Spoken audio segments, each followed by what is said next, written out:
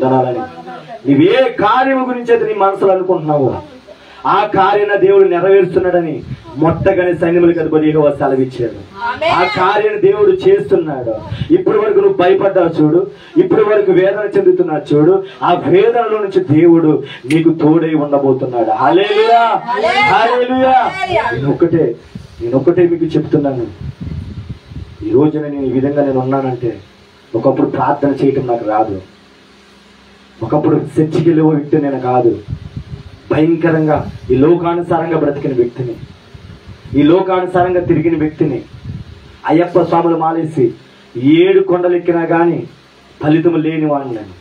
కానీ దేవుని మహిమ వల్ల, ఈ దేవుని కృప వల్ల ఈరోజు అన్నిటి మీద జయము పొందే ప్రార్థన దేవుడు నాకు ఇచ్చాడు. హల్లెలూయా, హల్లెలూయా.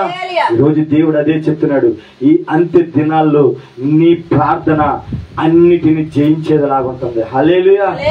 అందుకు బైబిల్ గ్రంథంలో ఒక వ్యక్తిని మీకు నేను ముందు పెట్టబోతున్నాను. యెహోషువ గ్రంథము 10వ అధ్యాయము 12 నుంచి 14 వచనాలు. 12 నుంచి 14 వచనాలు. యెహోషువ గ్రంథము.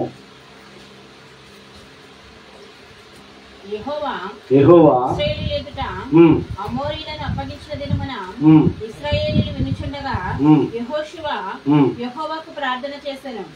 సూర్యుడా నీవు గిబియోనులో నిలువు. జాగ్రత్తగా వినాలా.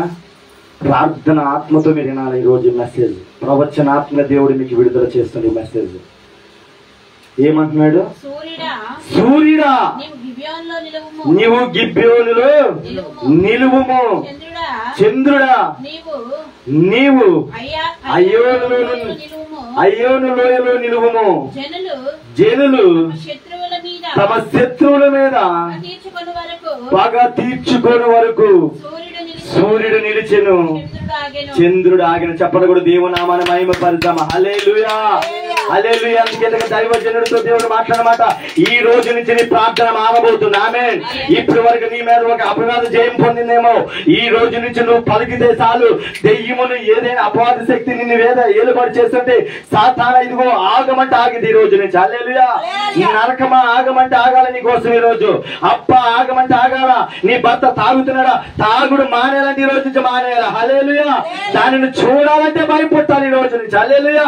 అప్పులని సమస్యతో నీవు ఉన్నావా, అప్పులని సమస్యను పలుకుతుండగా ఎలాగైతే సూర్యుడా గిబియోనులో నిలమని యెహోషువ అన్నట్టు ధైర్యంగా నువ్వు ప్రార్థన చేయగల వ్యక్తిగా దేవుడు ఈ రోజు నువ్వు మార్చబోతున్నాడు. హల్లెలూయా, హల్లెలూయా. ఇక్కడ జరిగిన సన్నివేశం ఏంటంటే అమోరీలకి ఇశ్రాయేలుకి యుద్ధం జరుగుతూ ఉంటుంది. ఇశ్రాయేలుకి ఇద్దరికి యుద్ధం జరుగుతున్నప్పుడు అక్కడ ఒక లోయలోనికి వెళ్ళాలా. ఆ లోయలో ఆగితేనే అక్కడ దేవుడు యెహోషువకి జయమిస్తాడు.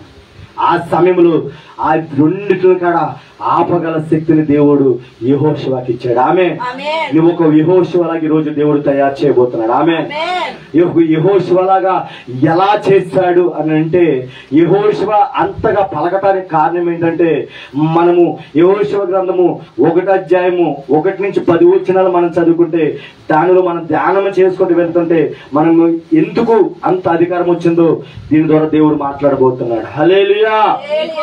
యెహోవా సేవకుడైన మోషే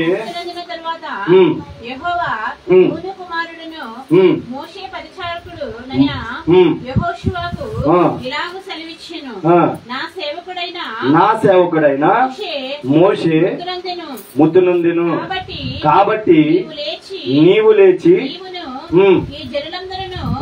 యోర్దాను నది దాటి నేను ఇశ్రాయేలీయులకు ఇచ్చుచున్న దేశమునకు వెళ్ళుడి. నేను మోషేతో చెప్పినట్లు మీరు అడుగు పెట్టు ప్రతి స్థలమును. దైవజనుడు మీకు ఇది ఇస్తున్నాడు. మీరు అడిగి పెట్టిన ప్రతి స్థలాన్ని దేవుడు మీకు ఇవ్వబోతున్నాడు. మీరు అడుగు పెట్టు ప్రతి స్థలమును మీకు ఇచ్చుచున్నాను.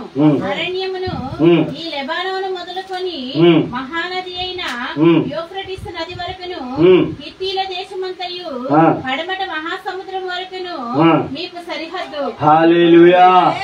ఇక్కడి నుంచి జాగ్రత్తగా ఇక్కడి నుంచి ఒక ప్రవచనాత్మక దేవుడికి మీతో మాట్లాడబోతున్నాడు. రాబా షలగదరా చదవండి.